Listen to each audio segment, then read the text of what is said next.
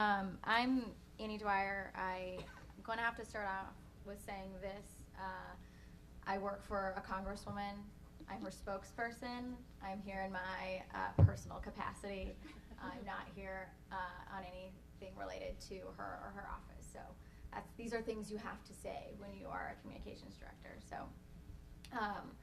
to get started, I'm just going to tell you a little bit about what I do. I'm going to tell you a little bit about how I got there, and then I'll give you some advice from people much smarter than myself. So what do I do? Like I said, communications director for Congresswoman Lynn Jenkins. She is the vice chair of the Republican Conference. So she's in the House, and she's in leadership. So what do I do on a day-to-day basis? I am the guy behind the guy. I do a lot of writing. I work with her on op-eds, talking points. I'm her spokesperson, help with speeches, press requests, all sorts of different things that you could imagine that is involved with communications. So it's kind of what I do. How did I get there exactly? That's a great question. Sometimes it surprises me. But I'm from Wichita, Kansas. Some of you guys may have heard of it, or probably most of you haven't actually. So for all of you from small towns, congratulations on getting out of there. I can empathize with you. So I went to a big state school in Kansas, and I got involved with a bunch of different organizations. I was not a member of College Republicans, just so you guys know. And I did a different leadership kind of activities. I was involved with student government, things like that. But basically what I did was, as soon as I could, I started doing internships. So you guys are on the right track. And funny that I'm actually sitting next to Alex, because I think one of the first internships I applied for was Cato, and I was rejected. So don't worry, for all of you that have been rejected from internships, you will be okay. I actually was rejected from Cato. Oh, no. I was also rejected from Cato. Oh. I didn't even try to apply. So there you have it. You're a Cato intern. Well done. So anyways, I did some other internships while I was at Kansas State University. I was a major in, go figure, political science and journalism, but I started out doing more like communications-oriented internships because I tried to do the whole policy analyst thing. Like I did start. I did an internship on Capitol Hill. I did an internship with the Koch, back then it was called the Koch Foundation. That was a long time ago. And yeah, I realized policy wasn't my thing. Just not something I wanted to do every day. So I went back to school, started the journalism major, and got into communications. So the beauty about communications, for all of you that are interested, is that it can basically be used in any job. So I'm a big advocate of being able to communicate, break down ideas, write, etc. So I went actually back and did do a longer term, so I did the Koch Associate Program that you've heard already about from several of these other wonderful people, which got me at the Mercatus Center. It's a wonderful organization. I spent 3 years there. Started as an associate and worked my little way up to be the manager of media relations over there. So my job at Mercatus was to basically try to make those scholars famous. So how did I actually end up on the Hill is interesting because I didn't wasn't something I actually wanted to do per se, but the opportunity to work for a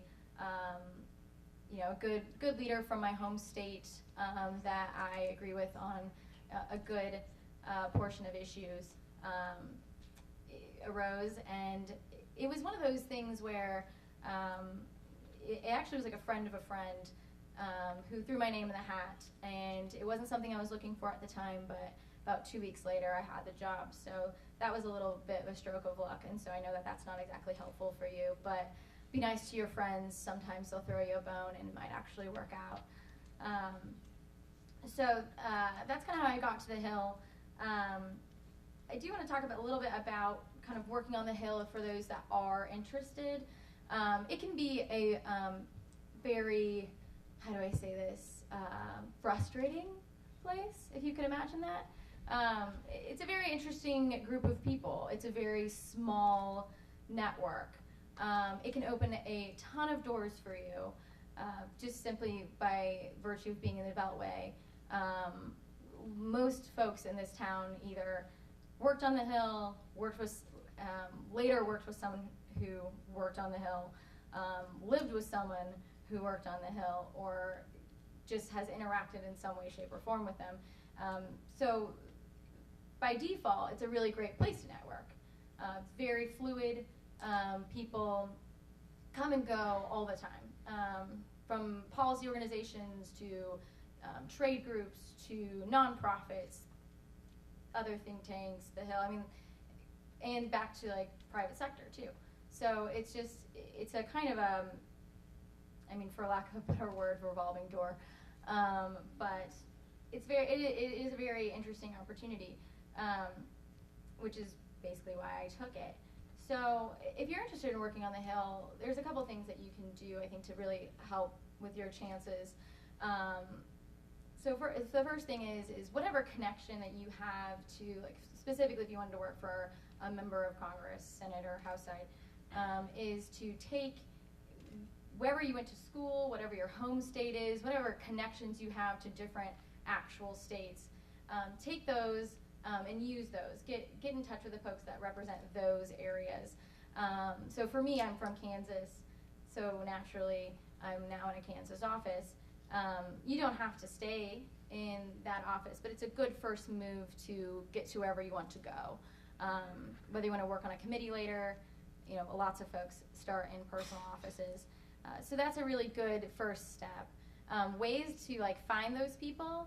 There's a lot of different organizations in this town that are related to the states. So, for example, Kansas has a Kansas Society, where lots of different ambitious folks that are really involved are a member of that society. They have annual events. They have events throughout the year, including like annual dinners and things like that. It's a great way to meet folks that work on the Hill for that state that you may have a connection with. Other alumni clubs. I'm sure some of you have gone to smaller liberal arts colleges. Some of you have gone to probably bigger state schools, but a lot of schools have resources out here as alumni groups that you can get in touch with that are a great way to meet those folks as well. And I'm actually involved with both of those for Kansas, for example, so that definitely helped me meet my, I don't know if I actually mentioned this, the guy I replaced for the Congresswoman basically went to my rival college, so I met him through the Kansas Society. So you definitely use those different resources that you already have. They've already talked, several of these folks have talked to us about some great organizations. IHS, for example, at one point I did want to be a journalist, so congratulations, Robbie, for sticking with it. I went to a week-long seminar through IHS about journalism, and I'm not a full-time journalist, but there was a small stint while I was working for Mercatus that I actually freelanced for a while, and that experience at that seminar really helped me jumpstart that. So they have a lot of great resources out there for depending on what you want to do with that, or with different career paths that you might be interested in. AF, I don't know if anyone's talked about that yet, but the American Futures Foundation is a great organization that you can hone your skills, try things out maybe that you haven't done before, and also they have giant networking events as well. I've done op-ed workshops with them, which actually helped me become a better op-ed writer, which helped me get through to different, hone that skill so I could, in an interview, tell someone that I was an actual decent op-ed writer. So definitely work, talk to folks in these organizations. I don't know about you, but I know sometimes people get in the trap of saying they want to do something, but what are you actually doing? And Alex had mentioned, if you want to write. You know, if you want to be a policy analyst, what's your expertise? A lot of people have given great advice up here, but my biggest advice about that is if you actually want to do something, make a list. What are the steps you're going to take to actually get there? Because you can think about it all day long, but that's not going to get you any closer to your goal. Your goal. And once you get a job, a lot of you might be in internships, or maybe you're in your first job ever. Don't ever stop looking.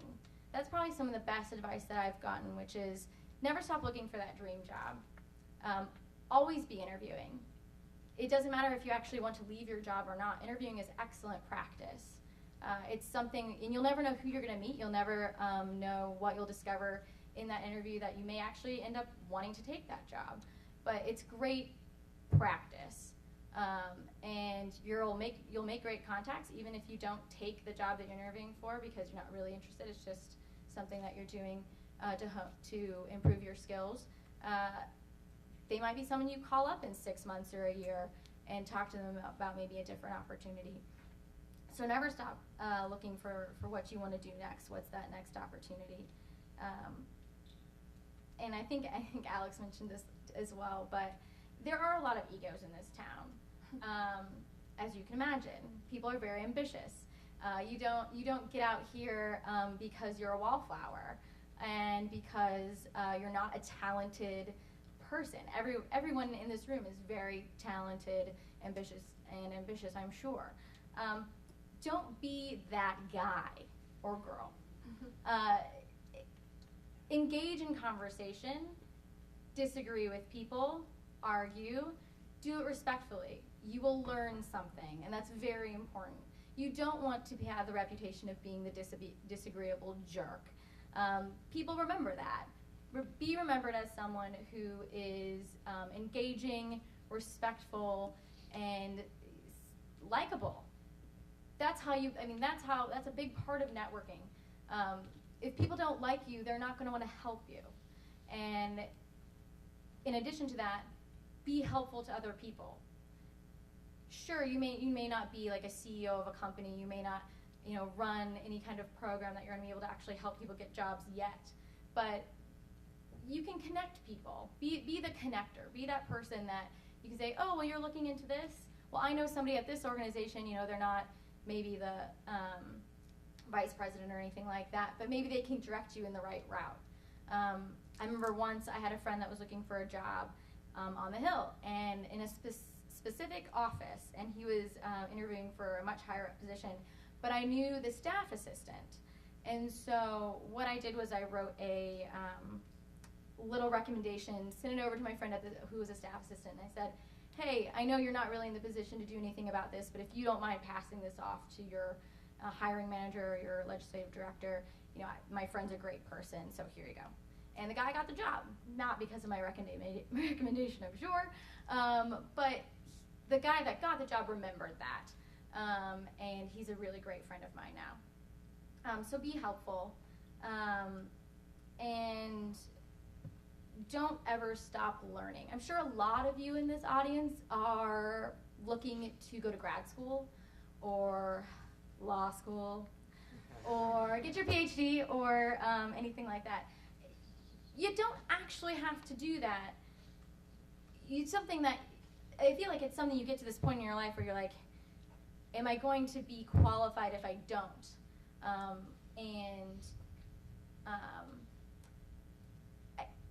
There's a lot of other options.